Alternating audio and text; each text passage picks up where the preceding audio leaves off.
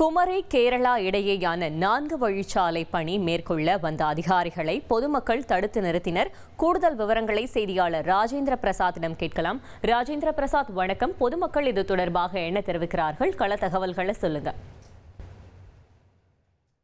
குமரி கேரளா இடையே ஏற்பட்டு வரக்கூடிய போக்குவரத்து நெருக்கடியை குறைக்கும் வகையில் கடந்த 2010ஆம் ஆண்டு 4 வழிச்சாலை திட்டமானது நடைமுறை கொண்டுவரப்பட்டது. இந்த திட்டம் அமல்படுத்தப்பட்டு கேரளாவிலும் குமரி மாவட்டத்திலும் நிலங்கள் கையகப்படுத்தப்பட்டது. இந்த நிலங்கள் கையகப்படுத்தப்பட்ட பின்னர் 2014ஆம் ஆண்டு பாஜக ஆட்சிக்கு வந்த பிறகு இந்த திட்டமானது முழுவீச்சில் செயல்பட தொடங்கியது. இதன் காரணமாக கேரளாவில் இந்த திட்டமானது முழுமையாக பணிகள் முடிக்கப்பட்டு தமிழக கேரள எல்லை பகுதியில் அந்த பணிகள் முடிக்கப்பட்டு கேரளாவில் சாலை மார்க்கமாக வாகனங்கள் போக்குவரத்து துவங்கி நடைபெற்று வரக்கூடிய சூழ்நிலையில் குமரி மாவட்டத்தில் இந்த பணிகள் பல்வேறு பகுதிகள் தடுத்து நிறுத்தப்பட்டுள்ளது. காரணம் என்னவென்றால் இந்த பகுதியில் சுமார் 20 வருவாய் கிராமங்களில் 12 வருவாய் கிராமங்களுக்கான இழப்பீடு தொகை குறைவாக கொடுக்கப்பட்டுள்ளது என்றும் 8 வருவாய் கிராமங்களுக்கு அதிகமாக கொடுக்கப்பட்டுள்ளது என்ற ஒரு காரணத்தை குற்றம் சாட்டி இந்த பகுதியை சேர்ந்த மக்கள் இந்த பணிகளை செய்ய விடாமல் தடுத்து நிறுத்தி வருகின்றனர். இந்த நிலையில் காப்பிக்காடு பகுதியில் உள்ள இந்த நெடுஞ்சாலை பணியானது 4 வழிச்சாலை பணியானது கடந்த 4 முறையாக அதிகாரிகள் செய்ய வரும்போதெல்லாம்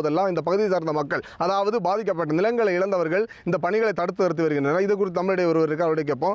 சார் வணக்கம், என்ன மாதிரியான பிரச்சனை உங்களுக்கு இதில் இருந்துட்டு இருக்கு? ஏன்னா இப்போ பார்க்கும்போது பார்த்தீங்கன்னா இந்த 4 வழிச்சாலைக்காக தோண்டப்பட்ட பகுதிகள் தண்ணீர் இருந்து குழம்பு போல் காட்சி அடிக்கக்கூடிய சூழ்நிலை இருக்கு. ஸோ இது என்ன, நீங்கள் இந்த எதிர்ப்புகள் தெரிவிக்க காரணம் என்ன? முதலில் இந்த 4 வழிச்சாலை திட்டத்தை நாங்கள் முழுமையாக வரவேற்கிறோம். இந்த திட்டத்திற்கு நாங்கள் எதிர்ப்பு தெரிவிக்கவில்லை. ஆனால் இந்த திட்டத்திற்கென்று அரசு கையகப்படுத்தியிருக்கக்கூடிய நிலங்கள், ஏழை எளிய மக்கள் அன்றாடம் காட்சிகள் தங்களுடைய வீடுகளை இழந்திருக்கிறார்கள், தங்களுடைய விவசாய பூமிகளை இழந்திருக்கிறார்கள், தங்களுடைய வருமானத்தை ஈட்டக்கூடிய நிலப்பரப்பை மொத்தமாக இழந்து நிற்கிறார்கள். அப்படிப்பட்டவர்களுக்கு உரிய இழப்பீட்டுத் தொகை வழங்க வேண்டும் என்பதுதான் எங்களுடைய கோரிக்கை. ஆனால் இந்த பகுதியை பொறுத்தமட்டில், கன்னியாகுமரி மாவட்டத்தை பொறுத்தமட்டில் மிக குறுகிய நிலப்பரப்பில் மிக அதிகமான மக்கள் வாழக்கூடிய ஒரு மாவட்டம் இந்த மாவட்டம். இந்த மாவட்டத்தில் குறிப்பாக நாம் நின்று கொண்டிருக்கக்கூடிய பகுதியை பொறுத்தமட்டில் இந்த காப்பிக்காடு பகுதியில் 1 சென்ட் நிலத்திற்கு குறைந்தபட்சமாக 2000 ரூபாய் என்று இந்த அரசாங்கம் நிர்ணயம் செய்து இந்த மக்களுக்கு வழங்கியிருக்கிறது. ஒரு 50க்கும் மேற்பட்ட மக்கள் வீடுகளிலிருந்து அப்புறப்படுத்தப்பட்டிருக்கிறார்கள். அவர்களுக்கு வீட்டிற்கான இழப்பீட்டுத் தொகை வழங்கப்படவில்லை. அதே போன்று நிலத்தை அராஜகமான முறையில் கையகப்படுத்திவிட்டு இங்கே இருக்கக்கூடிய அதிகாரிகள் அவர்களுக்கான இழப்பீட்டுத் தொகை வழங்காமல் இருக்கிறார்கள். இதற்கு அருகாமையில் இருக்கிற பஞ்சாயத்துகளுக்கு உரிய இழப்பீடு, அதிக இழப்பீடு என்று சொல்லக்கூடாது, நிச்சயமாக உரிய இழப்பீடு வழங்கப்பட்டிருக்கு. ஒரு சென்ட் நிலத்திற்கு சுமார் ஒரு 7 லட்சம் ரூபாய் வரைக்குமான இழப்பீடு வழங்கப்பட்டிருக்கிறது.